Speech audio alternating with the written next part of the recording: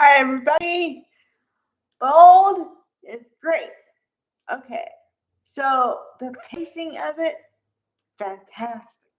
Okay, so I got the answers that I've been waiting for. And it's really funny because I just talked about it yesterday and I got my answers today. So within 24 hours, done. Okay, so Thomas is back on the screen. Woohoo! Cheer for the man. Yay! Okay. Because honestly, we need some other blood in here. Um. Okay. So, but here's the. I don't know. Okay. Here's the answer, and then here's some other stuff. The answer to the question is what happened with Thomas and Paris, right? So I'm like, okay, did they get married off screen, or did they break up, or what happened? So then at first, you think that Thomas is going to talk about Ridge and Brooke and Taylor, right? Because he's on the train of you made a commitment to our mom, Taylor, and you need to fulfill the commitment.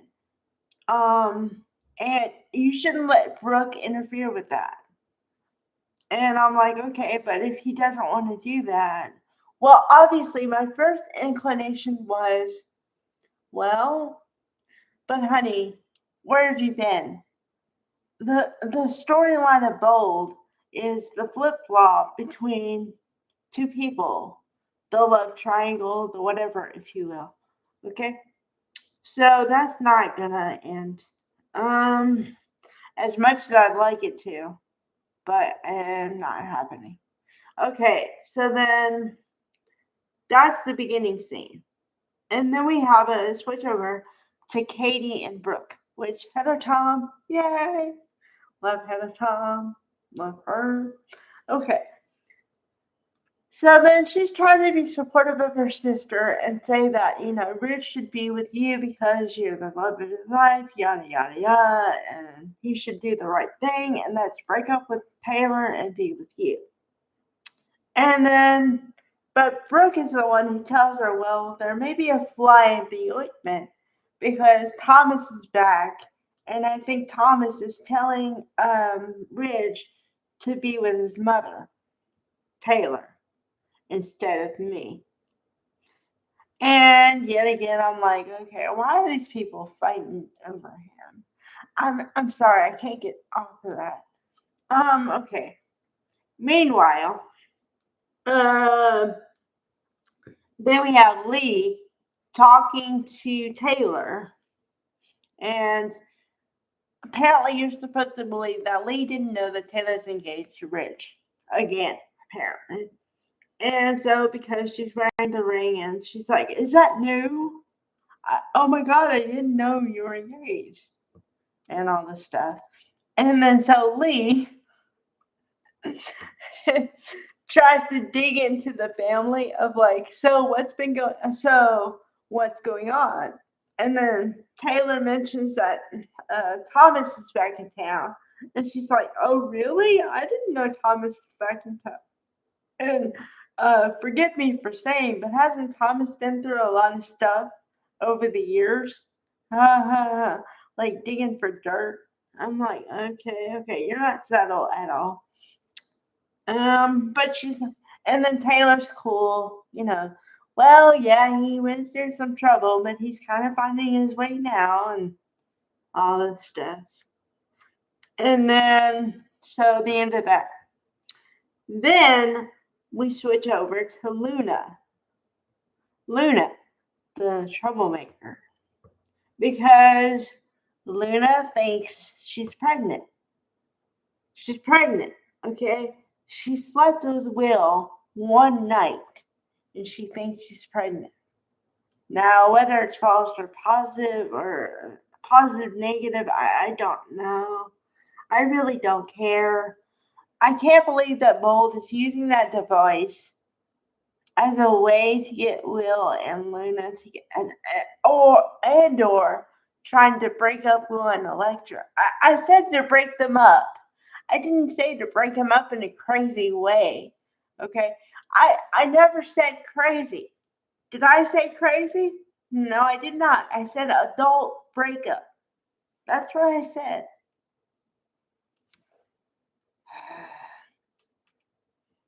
So yeah. And then that the one grace is that Luna and Sheila, Kimberly Brown. Okay, the bond between Lucy Amata and Kimberly Brown is awesome. Okay, I totally buy that they are related, and I totally buy that they have that streak, that they both have the streak of like getting whatever they want. But with Luna, I'd say a little bit more than willing to do whatever it takes to get what she wants. So yeah. Okay.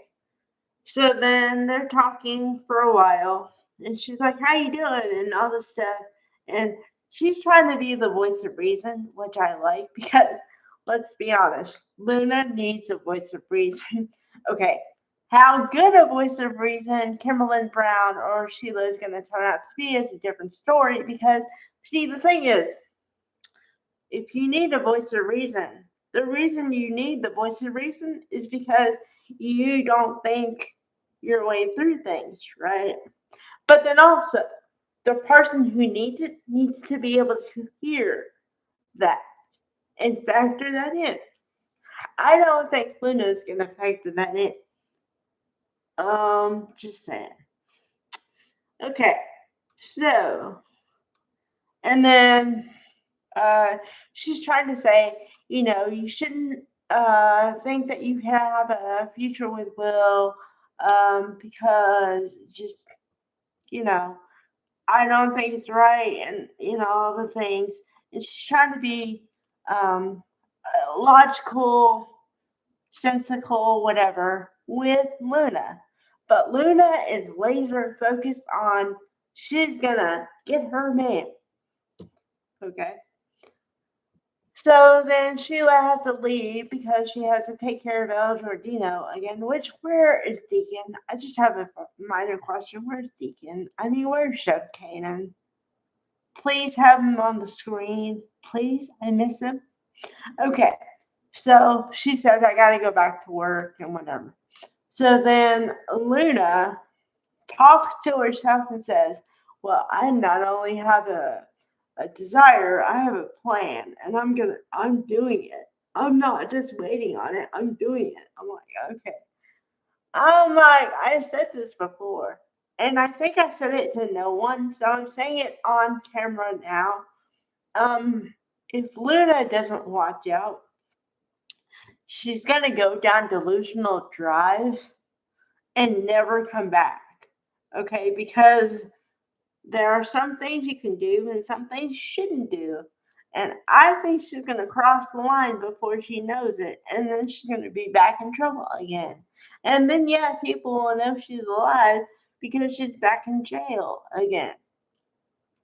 I don't know, honey. You might want to watch that. Just saying. But otherwise, all the performances are killer, great. Oh, happened to see Rebecca Budig as Taylor, her shoes. Oh my god, the shoes. They are awesome. I wish I could wear shoes like that. I really wish I could.